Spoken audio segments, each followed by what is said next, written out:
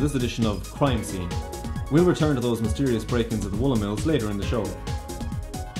Right now I have with me Inspector Miles Bland. Hello, and you're very welcome to the show.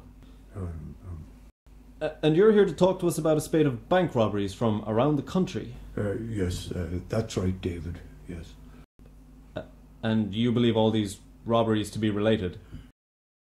Yes, that's right, David, yes. What's more, you believe you've isolated the very place this most alarming crime spree began? Yes, that's right, David, yes. In fact, you have security footage of this incident caught on CCTV? And you're going to talk us through the incident now. Well, it was approximately 3:30 on Monday, the 22nd of April this year, when this very large gentleman of very doubtable mental dexterity entered the bank brandishing a shotgun and a fork. Proceeding to the counter, he, oddly enough, put the gun down and threatened the staff very aggressively, I must reiterate that, very aggressively with the fork. It is at this point that the security shutters went up, trapping our hapless, but I must reiterate, very aggressive and threatening robber. Now, it's here that the gent here in the wool draws our attention. As our rather cumbersome friend struggles to free himself, our would-be innocent bystander, well, we don't know much about what happened next. But before any of our fine lads could arrive at the scene, the two had managed to disable the security systems and rob upwards of €15,000. Well, truly a very shocking act of opportunism on the part of the second individual involved.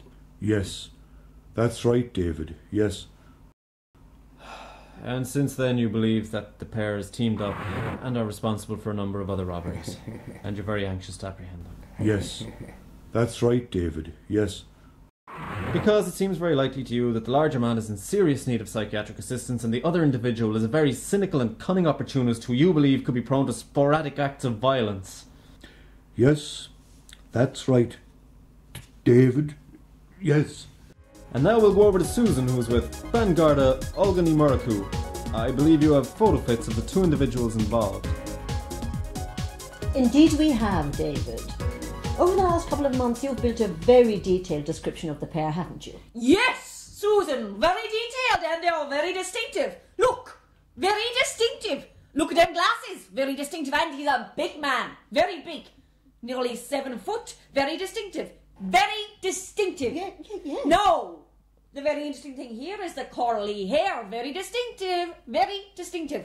And look, the big white nose. That's very distinctive too. And he was wearing a very nondescript black leather jacket, so people might recognise him from that. Well, let's just show those photographs again, please.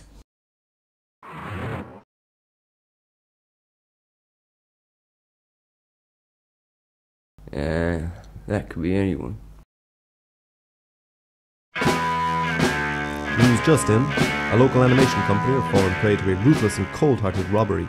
Reports suggest that sometime during the development process of their Irish Film Board funded project, cunning thieves made away with two essential components of the story. The components, as shown here, are believed to be integral to the success of the animation. Gardaí would like to speak to a short woolly gentleman in a black leather jacket who they believe could help them with their inquiries. Isn't that right, Inspector? Yes, that's right, David, yes.